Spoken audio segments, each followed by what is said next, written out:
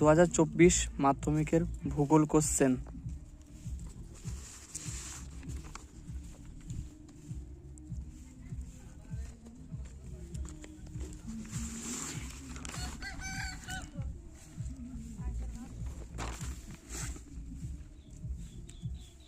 সমস্ত প্রশ্নই সহজ দিয়েছে এবং এখানে যারা একটু বই খুঁটিয়ে পড়েছে তারা ভালো রেজাল্ট করবে আশা করছি।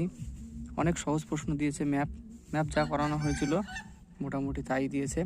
বড় প্রশ্ন হিমবাহ থেকে আসেনি, কিন্তু এখানে বায়ুর ক্ষয়কার্যের ফলে সৃষ্ট ভূমিরূপ, তিনখানা সচিত্র ভূমিরূপ দিয়েছে, ইক্ষু দিয়েছে। এখানে প্রশ্ন প্রতি বছর যেমনই করে মোটামুটি তেমন এসছে। দুইয়েরগুলো তো হুবহু খুব সুন্দর প্রশ্ন এসছে এবং প্রত্যেকে পেরেছে।